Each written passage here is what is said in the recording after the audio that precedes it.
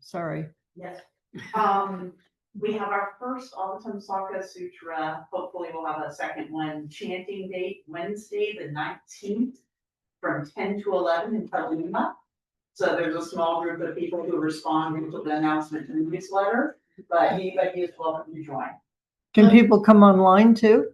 Or do you want to? Yeah, that's a great idea. Let's Zoom it too. But come online if you can't. I mean, come in person online. Come in person if you can, because that's bodies are important. Do you have cats? Okay, so it's at your house? Correct. Okay. And if you need my address, I'll tell you. And I think Alan's putting it in the newsletter this week. It's in. It just went out. Yeah. Yay. And Sunday is the all-day sit, and Ben Connolly's little book, which is focused on a Korean chant that encapsulates the Avatamsaka Sutra, is really quite lovely in its conciseness and its directness. So I want to spend time talking about that, just because I think it'll be really helpful. So see you there.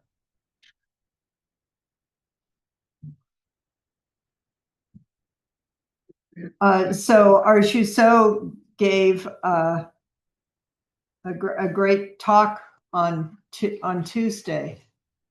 I mean, the words were good, but most or equally, at least, important was just embodied presence of offering the direct experience of a self that is alive and wants to be alive and is alive, and that is also turning and being turned in sickness, old age, and death like all the rest of us. And the swinging gate of small self, big self. What is this big self, big mind? That is, we're told in Buddhism, and we have a taste of, and we had a taste through Rachel's offering of herself. What is this self that is deeply interconnected, inconceivably beyond self? The paramitas are specifically giving ethical conduct, the 10, which I'm going to call forward in a moment, but it's also it's the perfection of, it's the going beyond of, which is that they're already here, and it's who we all are already, and it's what everything already is. And then each one of us more and more wakes up to this through this particular self and causes and conditions that are moving and changing all the time.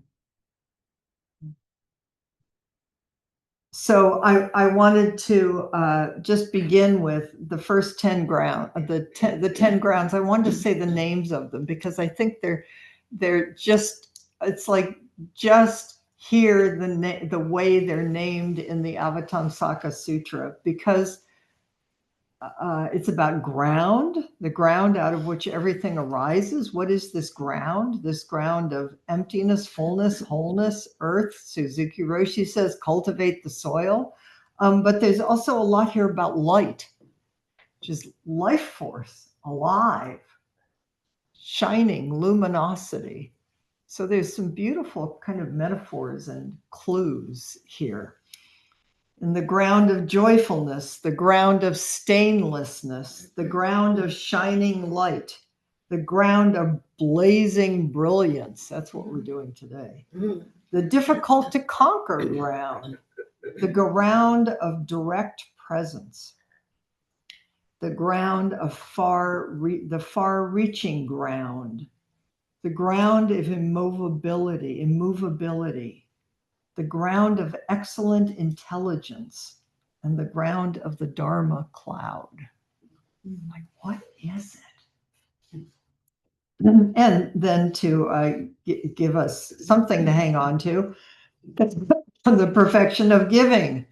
of ethical behavior, of patience, or as Rachel reminded us that Thich Nhat Hanh says, all-inclusiveness. I really like that translation.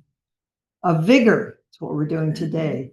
Of dhyana, meditation, wisdom, skillful means, vows, spiritual powers, and knowledge, all knowledge.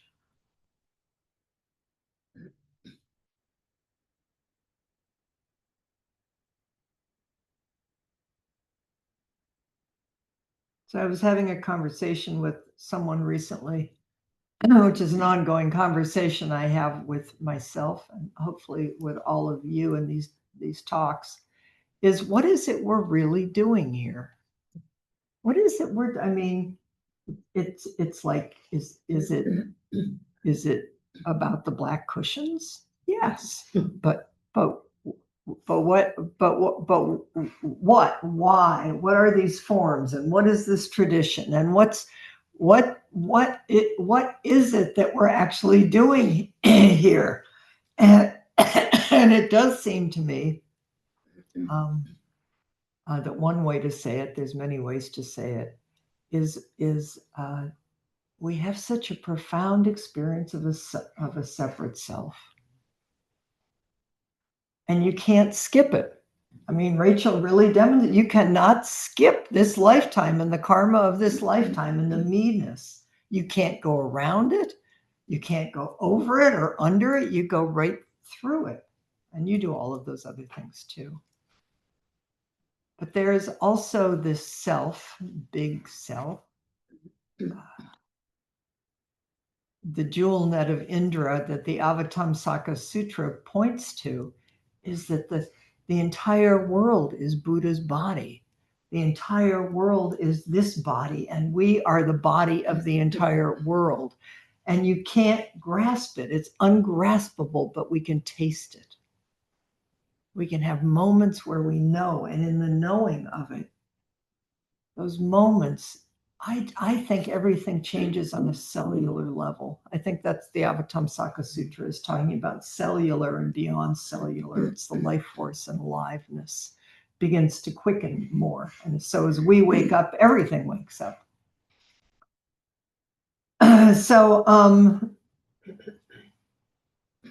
I've been having fun. The Avatamsaka Sutra, because it's such a root sutra and it's so ancient, of really experiencing how much all of the other teachings arise out of it. They're all contained in it and they all arise out of it. Dogen is just the Avatamsaka Sutra. Maybe I said this before. It's why we find him so maddening, is because you can't pin him down, just like you can't pin down the Avatamsaka Sutra. So what I want to do, but first we're going to do the fourth round for a few minutes, is there's a fascicle that was the last fascicle that he did in the Shobogenzo, and it was the one he did right before his death. So it seems to me, it's like, pay attention. This is a lifetime of practice. And what's he talking about? He's talking about the 8 qualities of being a great person, a good person. It seems to me some pretty direct clues there about what are we really doing here. And so we'll get to that in a minute. But first, you have a little chant sheet, and we're going to put it up on the screen. You can look at the screen if you want to come closer, but I think there's probably enough to share. We worked on the pronouns, so hopefully we're just going to enter this and let it carry us. You guys, Jennifer, and I can share with do someone. you have one back there? Can somebody share? Oh, you guys got, okay. Okay, let's go. Vajragarbha Bodhisattva, summarizing verses of the 4th ground, the blazing brilliance ground.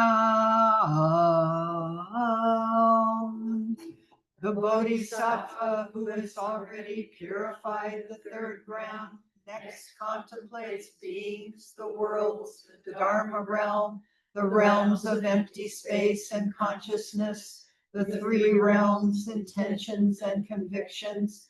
Fathoming these, they are ready to enter. On first ascending to the flaming ground, as they increase in strength and are born into the Tathagata's plan through never retreating resolve, indestructible faith in the Buddha, Dharma, and Sangha, contemplating dharmas as impermanent and unproduced, contemplating worlds rise and fall, karma as the basis for birth, samsara and nirvana, the karma associated with lands and such, contemplating past and future, and also contemplating destruction. Through just as cultivation as this, they are born in Buddhist clans. After acquiring these dharmas, kindly sympathy arises, and they redouble diligent cultivation of the four stages of mindfulness and their inward and outward contemplation of body, feelings, mind, and dharmas, and thus expelling and banishing all worldly desires. The Bodhisattva cultivates the four right efforts by which bad dharmas are extinguished and good dharmas are increased. Psychic power bases, faculties, and powers are all well cultivated. So too it is with the seven limbs of Bodhi and the Eightfold Path. They cultivate those practices in order to liberate beings, to be guarded by original vows, to perfect kindness, to make compassion foremost, to aid the quest for all knowledge and adornment of Buddha lands, and also to bear in mind acquisition of the Tathagata's 10 powers, 4 fearlessnesses, and the Dharma exclusive to the Buddhas, special major marks, subsidiary signs, and fine voice. They also cultivate those practices to pursue the quest for the sublime specifications of liberation and skillful use of the means, as pertaining a self related to a body, chief of the 62 views that include conceiving of a self, its possessions, and countless other attachments to aggregate sense realms, sense bases, such that they abandon all of these on this fourth round. Because they are meaningless and unbeneficial, they cut off all affliction-ridden actions censured by the Tathagata. All of the pure karmic actions cultivated by the wise, there are none that fail to implement in order to liberate beings. The Bodhisattva, assiduous in cultivating, refrains from indolence, straightway achieves perfect fulfillment of 10 types of mind, focuses intently on tirelessly pursuing the path to Buddhahood, is resolute in aspiring to achieve the consecration and liberate beings, respectfully follows cultivation dharmas of the venerably virtuous, acknowledges kindness, is easily taught, is free of enmity or temper, forsakes pride, abandons flattery, has a subdued and pliant mind, and increases in energetic diligence that then never retreats.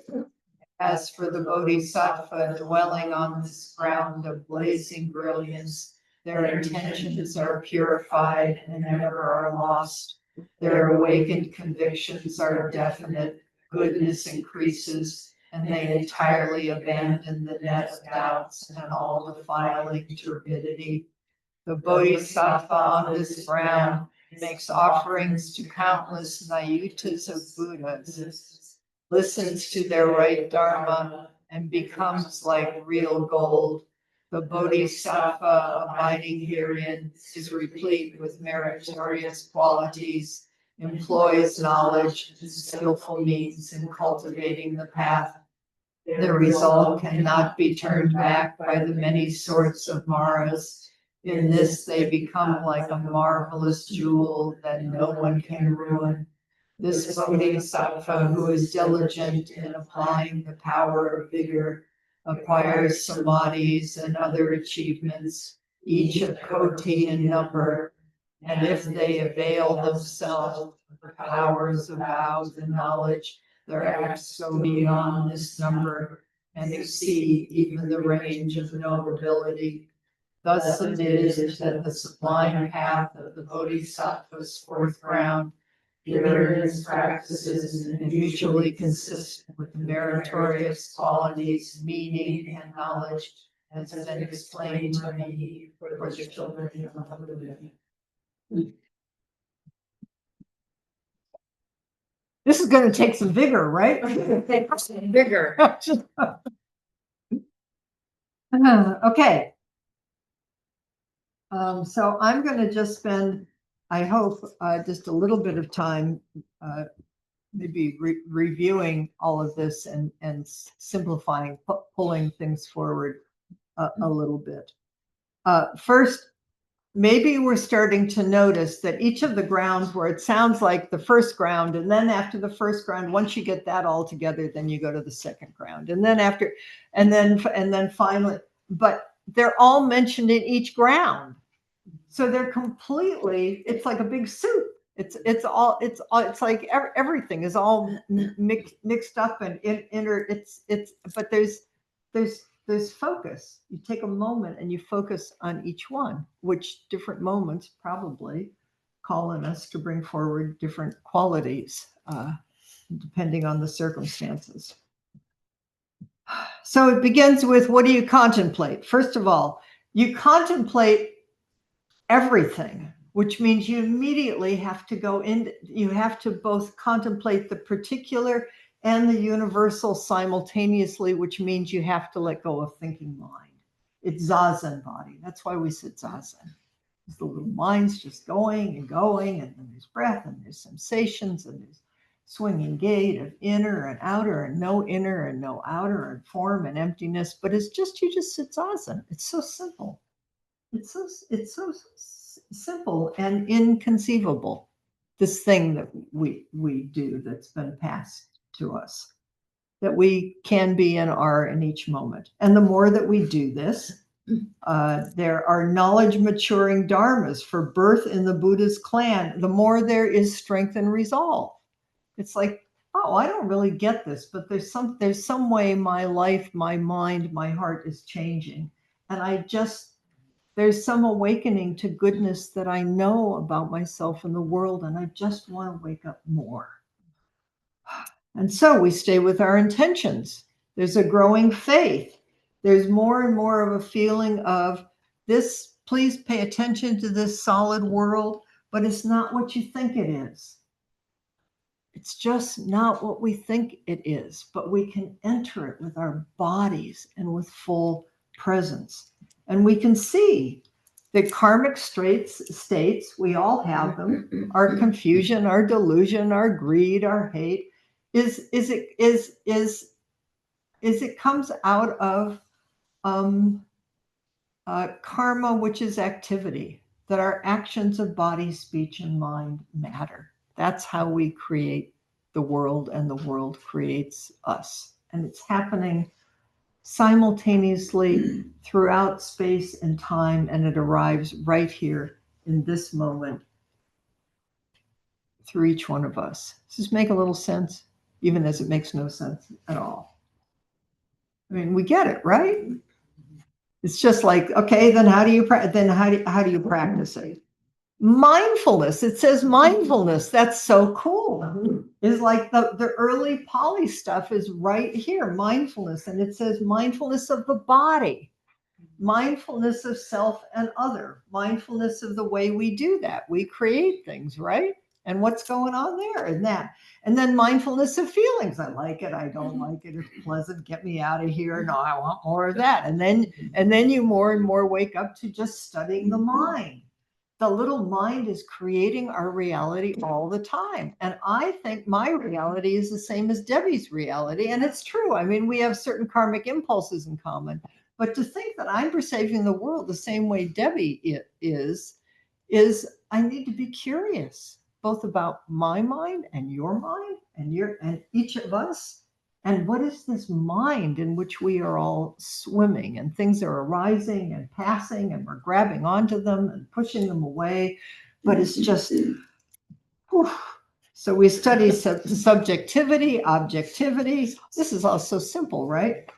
And then you just want to make more effort to wake up into this. I mean, this is so you cultivate concentration, you cultivate faith again. Faith names faith. What are we having faith in? Not something, but something.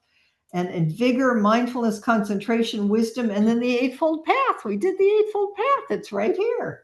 Right thought, right speech, right action, right livelihood, right effort, right mindfulness, and right concentration.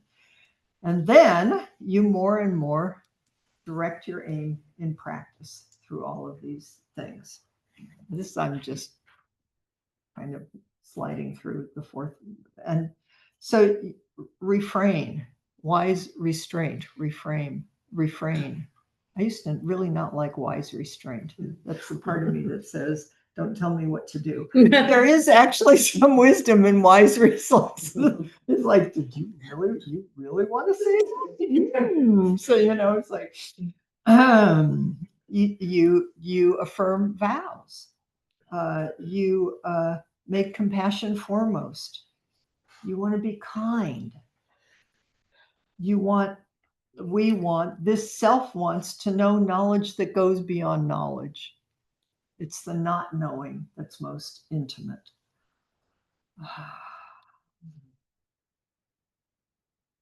Spiritual powers. I'm excited to get to that one. But fearlessness. Always like, what's fearlessness? And dharmas and liberation and wisdom and skillful means.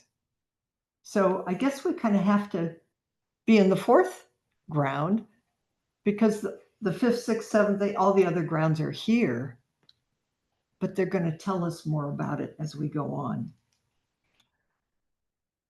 But at the center of it, we keep taking the view that imputes the existence of a self. You don't skip the self, but you really say, well, I think is stop taking yourself so seriously and take yourself very seriously. It's like this swinging gate. You have a little bit of a sense of humor and a great sense of sadness about it. We just keep creating our own suffering in the midst of it. But then what we more and more gain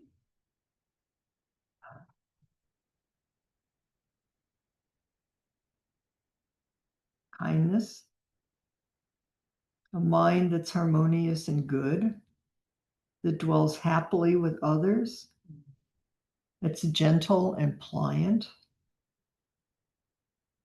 It's free of arrogance and behaviors that cause suffering. One who skillfully accepts instruction. Ooh, that's a nice one. One who well understands the intention of those whose speech they hear. So to be able to hear the speech, but to hear between the speech. It's like, what's really being said here and what's happening. And we meet it with unresting vigor, vigor unmixed with defiling factors, non-retreating vigor, vast vigor, boundless vigor, blazing vigor, matchless vigor, invincible vigor, vigor aimed at maturing all beings, and vigor that is able to distinguish what is and what is not the path. Sounds good to me.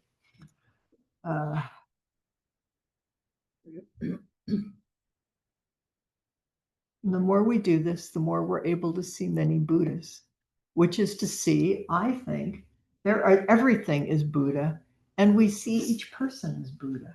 Like, oh, good morning, Buddha. Anytime, sometimes he shows up in his Buddha robes because he's going back to be a Buddha, and I say, hi, Buddha. But I try to do it when he's not looking like a particular. It's like, oh, Buddha. It's funny, but it also helps me remember he's a Buddha and I'm a Buddha, and so are you, and so's everything. And so how do we want to be in relationship here? Then we more and more have skillful means, and we practice giving and pleasing words and beneficial actions and joint endeavors and all works that we just begin to work together to create the world that we know is already here. Okay, that's it. Did you get the fourth ground? Yeah.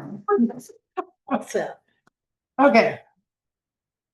So I thought, just to help us in case we didn't fully understand, myself fully included, is I wanted to, the roots of goodness, it's Uchiyama's translation. Zen Master Dogen's teaching on the 8 qualities of a great person. I thought it would be, I find it illuminating that it seems pretty similar to me to what the Avatamsaka Sutra is saying. Bodhisattva embodies having few desires, studying one's desires, knowing one has enough, appreciating serenity and harmony, making diligent effort, not losing sight of true Dharma, concentrating on settling into living meditation, practicing wisdom, and the 8th one is interesting, not engaging in useless argument.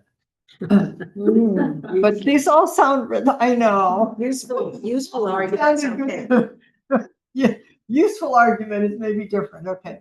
So it seems to me we just keep, I mean, the 10 Commandments maybe say the same. I mean, maybe every tradition that points, everything that points towards goodness just keeps saying, you might want to pay attention here, and then together we'll all wake up. So I went, let's see,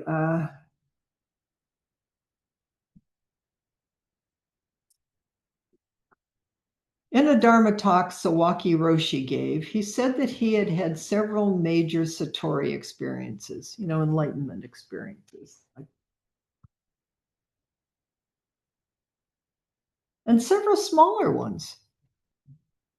In case you think that's what we're doing here. I've never had one myself, but if you do, that's really nice. But in the end, they don't amount to anything at all. I think this attitude applies to having few desires, knowing one has enough, appreciating serenity, and all the other qualities. Dogen says, when the various Buddhas are clearly Buddhas, they do not perceive themselves as Buddhas. Nevertheless, they are enlightened Buddhas and continue to enlighten Buddhas. In other words, even though we make every effort to have compassion for ourselves and those around us, this is not something that we ourselves can perceive or even make happen. Although we practice as hard as we can, in that very same moment, we let go of any idea of being a Buddhist practitioner or doing something special. So we've got these 10 grounds. Please practice them and then let go of them moment after moment. Otherwise, we're going to turn into a bunch of Buddhist fundamentalists. And then we'll see what happens next. So here's a few words about making diligent effort. Vigor, right? 4th ground is vigor. We call it here persevering. In all matters, continually strive to carry out deeds that are true and wholesome. That's making diligent effort. The Buddha said, monks, when you practice with diligence, there is nothing that is difficult. Just thinking, I grew up, my father, whenever he made a really great effort, I haven't thought of this for years, is he would stick his tongue out of his mouth and he'd bite down on his tongue. And that's how I knew he was concentrating, doing something really important and hard. And I think I took that in my body. And it's really important that when you sit zazen, you actually relax your jaw. And there's a whole mudra of what you do with your mouth to relax your mouth and your jaw, and then your whole body relaxes. But it's very upright and present. So what is this? There is nothing that is difficult, and for that reason, it is critical that you persevere in your practice. By way of illustration, it is like water flowing constantly over a rock. Even if it is just a trickle, eventually it will pierce the rock. Continuous practice. Someone said that on Tuesday.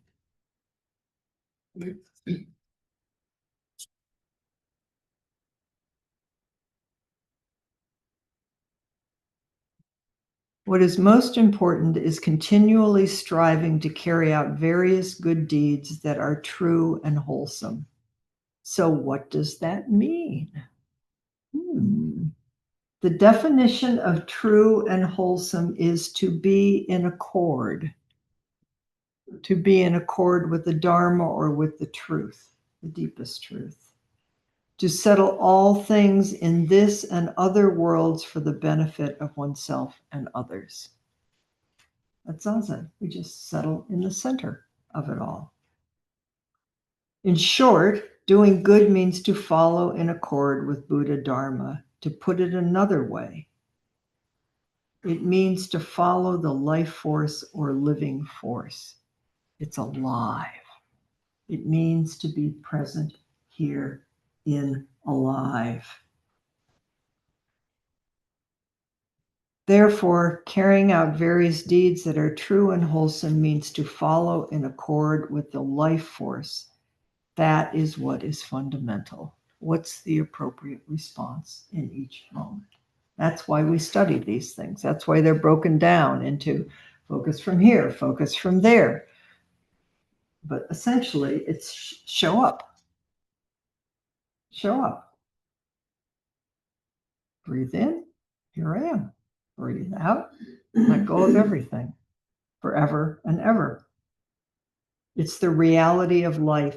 It's not about doing something for some purpose or object outside of us, but rather progressing in the direction of living in accord with the total life force. Isn't that nice? Living in accord with the direction, progressing in the direction of living in accord with the total life force. To follow that life that fills the universe, inclusive of all beings. That is what is most basic. That's why you never get bored. That's why there's no end to it and there's no place to get to. It's like, it's this, just this. Suchness, thusness, this is just it. To go a bit further, making progress has nothing to do with acquiring something special. While the life force I'm talking about is the same life force that encompasses all beings, at the same time, there is also Jiko, which he calls just one. Jiko, the ultimate, is just like a child becoming an adult. It's always process, progress. It's just, you can't tell a child how to be an adult, right? But you're just there with it, loving it, tending it, encouraging the child in us to become the child of the Buddha, which is to be, I always liked a Jungian who said it takes an entire lifetime to plant both feet firmly on the earth. I never wanted to grow up and be an adult. That always seemed like a really dumb, boring thing. I mean, I didn't see any adults around me that looked like something that I wanted to aspire to be, but to grow up and to grow down and to be here, that to me is like totally cool. Okay, let me see if there's.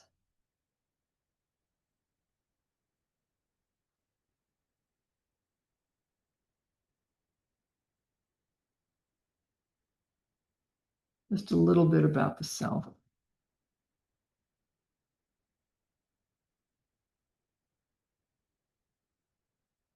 Selflessness, or the notion of the illusion of a self, is fundamental to Buddha Dharma. That all things are empty is what is most fundamental. So what is this? There is no idea of comparing ourselves with another person or with anything else. It can be discerning, but judgment's different. Whichever way we fall, we are always and only ourselves. You, me, north, south, east, or west, there is no fixed way we must fall.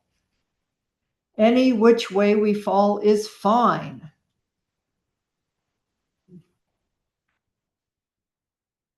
And at the same time, each of us is individually living out a self that fills the entire universe.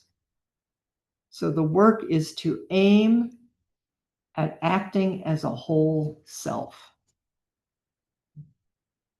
It's just the aiming. There's no getting there.